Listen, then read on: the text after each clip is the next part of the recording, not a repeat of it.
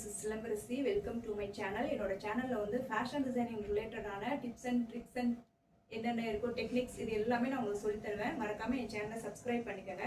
இன்னைக்கு நான் என்ன சொல்லி தர போறேன் அப்படின்னா, ரெடிமேடா நீங்க ஒரு அவுட்ஃபிட் வாங்குறீங்க, அது வந்து எக்ஸாக்ட்டா உங்க ஷோல்டர்ல பிளேஸ் ஆகாம உங்க ஷோல்டர் டிராப் ஆகி ஸ்லீவ் வரைக்கும் போயிருக்கு அப்படின்னா அதை கட் பண்ணாம எப்படி ஆல்டர் பண்ணணும் அப்படின்றத தான் சொல்லி தர போறேன்.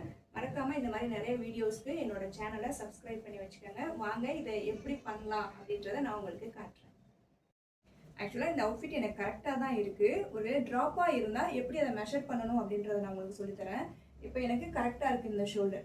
இதுவே ஒரு வேளை உங்களுக்கு இங்கே வரைக்கும் வந்திருக்கு அப்படின்னு வச்சுக்கோங்களேன். எங்கே வரைக்கும் உங்கள் ஷோல்டர் முடியுதோ அந்த இடத்துல ஒரு மார்க் பண்ணிக்கோங்க. மார்க் பண்ணிவிட்டு அந்த அவுட்ஃபிட்ல ஸ்லீவ் எங்கே ஜாயின் ஆயிருக்கு அப்படின்ற அந்த டிஸ்டன்ஸ் வந்து மெஷர் பண்ணுங்க எவ்வளோ இருக்கு அப்படின்னு சொல்லிட்டு. எனக்கு இங்கே கரெக்டாக இருக்கிறதுனால என்கிட்ட இருக்க எந்த அவுட்ஃபிட்டுமே வந்து ஷோல்டர் ட்ராப் ஆன மாதிரி இல்லை. ஏன்னா எல்லாமே நான் ஸ்டிச் பண்ணது தான்.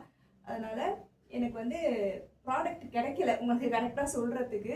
இப்போ அந்த டிஸ்டன்ஸை வந்து மெஷர் பண்ணிக்கோங்க.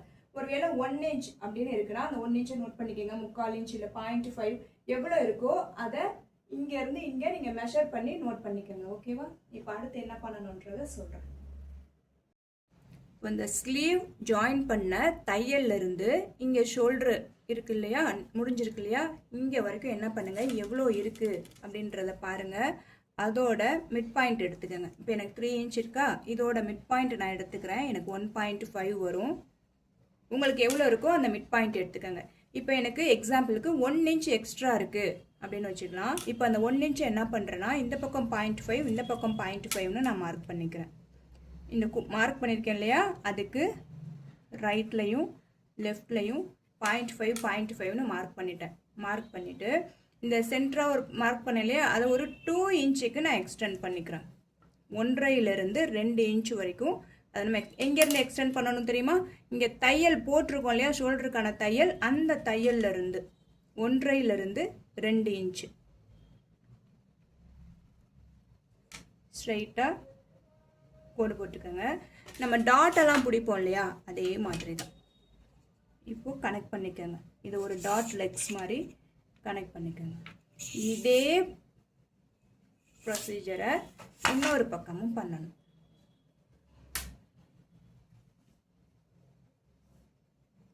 இங்கே இதோட சென்டரை மார்க் பண்ணிக்கோங்க. 2 இன்ச்சு இழுத்துக்கங்க. இங்கே நம்ம மார்க் பண்ண 0.5 அந்த பக்கம் நம்மளுக்கு தெரியும். இப்படி கனெக்ட் பண்ணிவிடுங்க.